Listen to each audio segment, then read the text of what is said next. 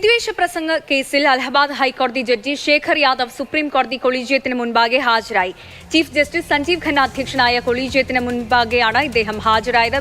ബാലഗോപാൽ കൂടുതൽ വിവരങ്ങൾ നൽകും. ബാലു, നോക്കൂ, ഭൂരിപക്ഷത്തിന്റെ ആഗ്രഹപ്രകാരം രാജ്യം പ്രവർത്തിക്കണമെന്ന ഭരണഘടനാ വിരുദ്ധമായ ഒരു പ്രസംഗം നടത്തിയതായിരുന്നു ഈ ഒരു ശേഖർ യാദവിനെതിരെയുള്ള ഒരു പരാതി, ഒരു കേസൊക്കെ സുപ്രീം കോടതി ഇടപെടുകയായിരുന്നു. കൊളീജിയത്തിന് മുന്നിൽ ഹാജരായി.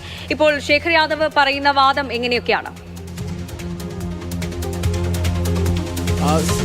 സന്ധ്യ, ഇന്ന് വൈകിട്ടാണ് അലഹബാദ് ഹൈക്കോടതി സിറ്റിംഗ് ജഡ്ജിയായ ശേഖർ കുമാർ യാദവ് സുപ്രീം കോടതി കൊളീജിയത്തിനു മുമ്പായി ഹാജരായത്.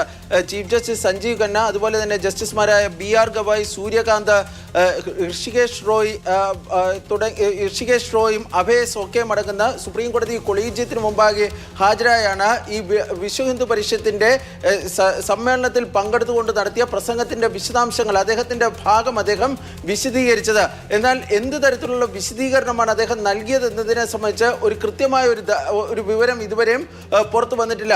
നേരത്തെ ഈ ശേഖർ കുമാർ യാദവ് നടത്തിയ പ്രസംഗത്തിന്റെ പൂർണ്ണ രൂപം കൈമാറുവാൻ അലഹബാദ് ഹൈക്കോടതിയോട് സുപ്രീം കോടതി നിർദ്ദേശിച്ചിരുന്നു. ഇതിന്റെ അടിസ്ഥാനത്തിൽ കഴിഞ്ഞ ആഴ്ച ഈ പ്രസംഗത്തിന്റെ പൂർണ്ണ രൂപം കൊളീജിയത്തിന് ലഭ്യമായിരുന്നു. ഇതിന്റെ അടിസ്ഥാനത്തിലാണ് ഇന്ന് ഈ ജസ്റ്റിസ് ശേഖർ കുമാർ യാദവിനോട് ഇതുമായി ബന്ധപ്പെട്ട വിശദീകരണം കൊളീജിയം തേടിയതെന്നാണ് ലഭിക്കുന്ന വിവരം.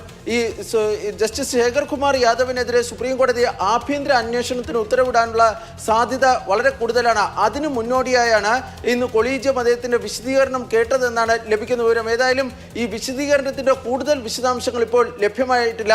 കൊളീജിയം ഇക്കാര്യത്തിൽ എടുത്ത തീരുമാനവും ഔദ്യോഗികമായി പുറത്തു വന്നിട്ടില്ല. അല്പസമയത്തിനുള്ളിൽ അല്ലെങ്കിൽ ഒരുപക്ഷെ നാളെയോ മറ്റന്നാളോ ഒക്കെ ഇതുമായി ബന്ധപ്പെട്ട് കൂടുതൽ എന്തെങ്കിലും നടപടി ഉണ്ടാകുമോ എന്ന കാര്യത്തിൽ ഒരു വ്യക്തത ഉണ്ടാകുന്നതായിരിക്കും. ശരി, വിവാദ പ്രസംഗത്തിൽ അലഹബാദ് ഹൈക്കോടതി ജഡ്ജി ശേഖർ യാദവ് സുപ്രീം കോടതി കൊളീജിയത്തിന് മുന്നിൽ ഹാജരായി വിശദീകരണം നൽകിയിട്ടുണ്ട്. കൊളീജിയം ഇനി എടുക്കുന്ന തീരുമാനം എങ്ങനെയാണ്, ആഭ്യന്തര അന്വേഷണം ഉണ്ടാകുമോ എന്നതൊക്കെ അറിയേണ്ടതുണ്ട്. ബാലഗോപാലാണ് വിവരങ്ങൾ നൽകിയത്.